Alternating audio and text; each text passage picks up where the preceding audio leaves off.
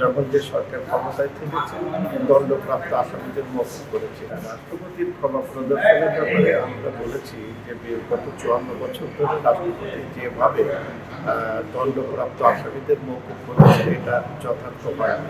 যদি আপনারা দেখেন যে দলীয় বিবেচনায় যখন যে সরকার ক্ষমতায় থেকেছে দণ্ডপ্রাপ্ত আসামিদের মৌকুব করেছে, এই জন্য আমরা বলেছি যে এই ক্ষেত্রে একটি আইনি কাঠামো করা দরকার, সংবিধান বিশেষজ্ঞ এবং আইন বিশেষজ্ঞদের সমন্বয়, যে কাঠামোর মধ্যে কিভাবে এই দণ্ডপ্রাপ্ত আসামিদেরকে মুক্ত করা যায় এবং একটি সুপারিশ যাবে, সুপারিশের প্রেক্ষিতে রাষ্ট্রপতি সেটা মুক্ত করবেন। বর্তমান প্রক্রিয়ার সাথে যেটা আর্টিকেল 49 এটার সাথে আমরা দ্বিমত পোষণ করেছি। আচ্ছা, অন্যান্য রাজনৈতিক দলগুলোর বক্তব্য কি? অধিকাংশ রাজনৈতিক দলগুলো রাষ্ট্রপতির এই যে প্রক্রিয়ায় ক্ষমা প্রদর্শন করেন এটার সাথে তারা একমত।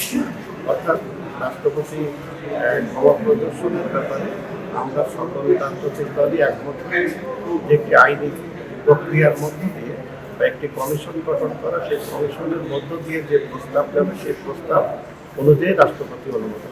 এক্ষেত্রে কি সংবিধান সংশোধন বা সংবিধান আর্টিকেল 49 এটা সংশোধন করতে হবে এবং একটি আইনি প্রক্রিয়া থাকবে।